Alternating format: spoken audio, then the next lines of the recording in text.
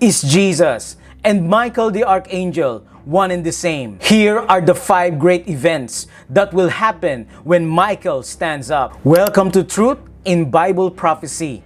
Thank you, friends, for supporting this media ministry. Stay tuned, friends, as I present to you the coming great time of trouble.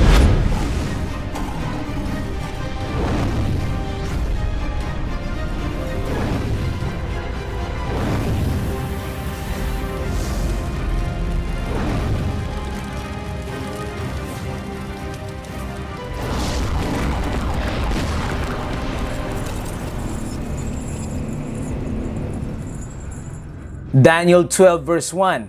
At that time, Michael shall stand up, the great prince who stands watch over the sons of your people, and there shall be a time of trouble. Here are the 5 events that will happen when Michael stands up.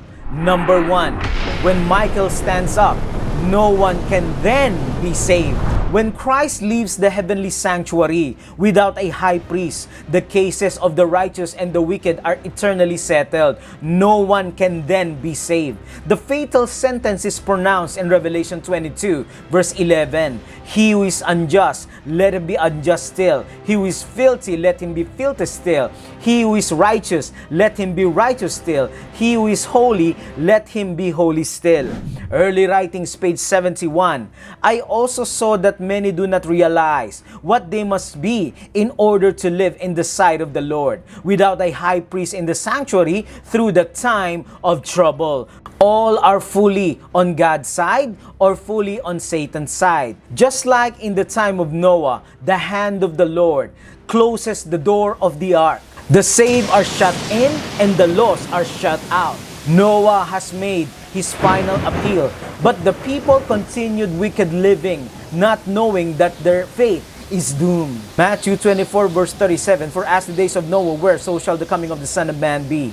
But those who would have the seal of God will be protected. Psalm 27 verse 5, for in the time of trouble he shall hide me in his pavilion. In the secret place of his tabernacle he shall hide me. The story of Noah is about Jesus Christ. Just as a wooden ship was lifted up on the earth for salvation, so was Jesus lifted up on a wooden cross, and all who will accept Jesus will be saved. Number 2, the 4 angels releases the 4 winds of strife. Revelation 7 verse 1 to 3. After this I saw 4 angels standing at the 4 corners of the earth, holding back the 4 winds of the earth, to prevent any wind from blowing on the land or on the sea or on any tree. Do not harm the land or sea or the tree until we put a seal on the foreheads of the servants of our God.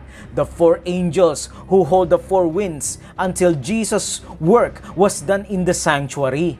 Angels are now restraining the winds of strife until the world shall be warned of its coming doom. But a storm is gathering, ready to burst upon the earth. And when God shall bid his angels loose the winds, there will be such a scene of strife as no pen can picture. Number 3, the majority will receive the mark of the beast. Most of the world will receive the mark of the beast. Why, since God has given such a solemn warning not to worship the beast, why would the whole world do it anyway? There are 2 reasons. Number 1,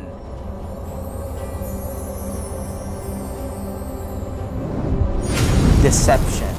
Most of the world is deceived about end-time events. Satan will work through miracles at end time and will deceive the very elect. Miracles cannot be always the basis for truth. Revelation 13 verse 13, he performs great signs, so that he even makes fire come down from heaven on the earth in the sight of men. Number 2, pressure.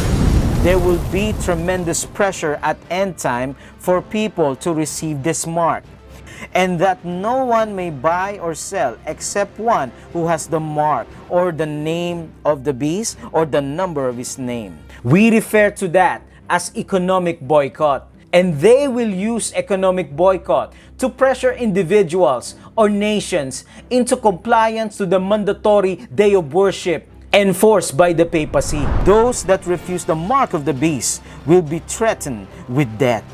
But people that will choose to worship the beast and gets his mark will suffer the wine of the wrath of God. The wrath of God is the 7 last plagues. Revelation 15. Then I saw another sign in heaven, great and marvelous, 7 angels having the 7 last plagues, for in them the wrath of God is complete. This is Revelation 13 verse 15.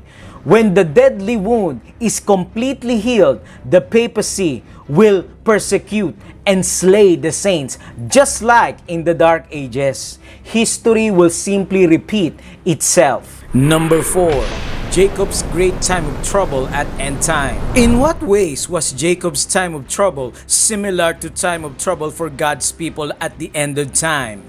A decree went forth to slay the saints, which caused them to cry day and night for deliverance. This was the time of Jacob's trouble. Number 1. Jacob threatened with death by his brother. God's people threatened with death from the papacy by the wicked. Jacob wrestled all night with God for deliverance. At end time, God's people will cry to him day and night for deliverance. Jacob's faith and confidence in God and his promises was tested to the utmost. The faith and perseverance of God's end time people in his promises will be tried to the utmost during the time of trouble.